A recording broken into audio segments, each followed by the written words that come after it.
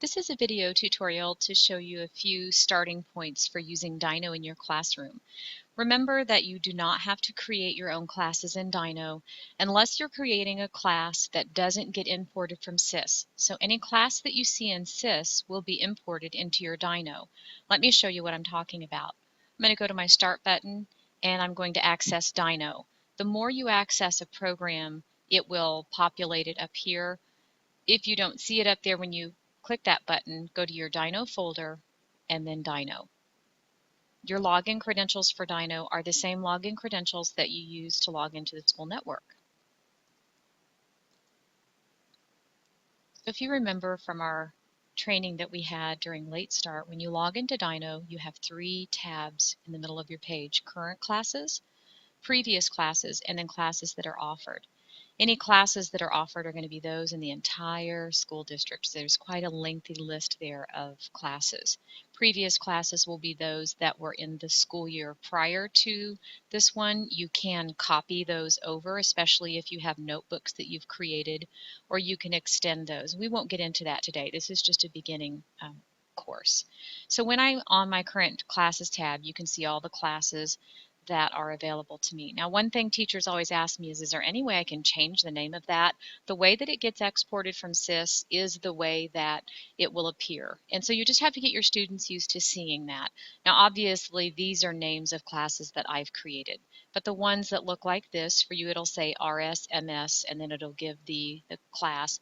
Those are exported from SIS, so that's what I'm talking about. Now, to create a class, then you would go to your web browser. I use Google Chrome, and you would type in this following long, ridiculous address here.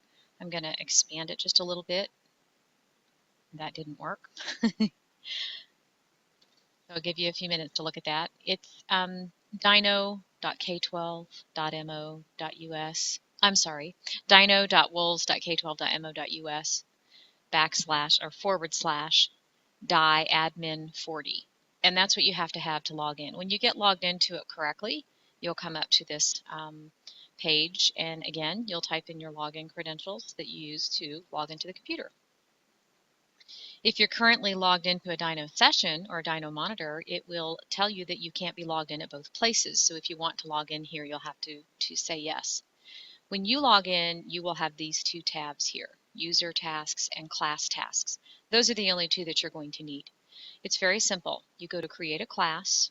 The only things you have to put in there are a class name. You don't have to put a description. In your start date, you will want to create something that's about 4 days prior to the date that you want to activate it.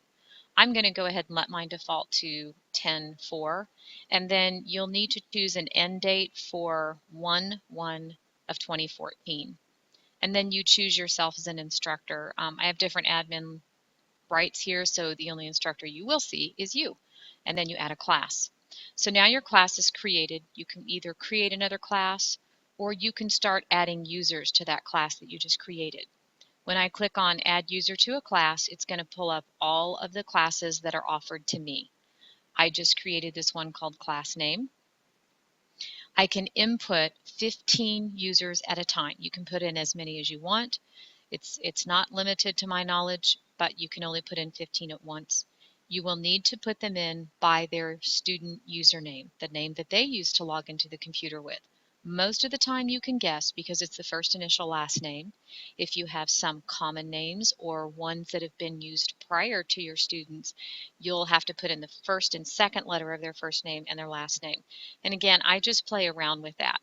So I'll put in a couple of here. Kaz Woodward, Amy Taylor, Anthony Battaglia, and so on.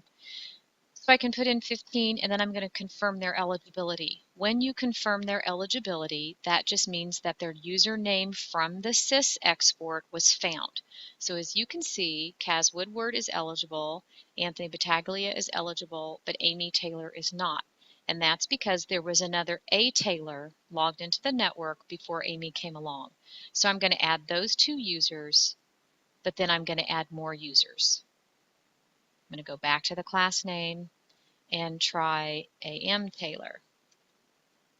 Now, I will tell you with this guess method, you're bound to get something wrong. So if you want to pull it up, or have Glenda pull it up on the S drive where she knows she can get to all the student usernames. It's not in the same location it used to be, but she can pull that up for you. So now I've got Amy Taylor here, and I'm going to add Amy to that class. Then I'm going to log off and go back into DyKnow that has now logged me out, and I'm going to log back in. Sign in. There's my class that I just created. If I want, I can go monitor them.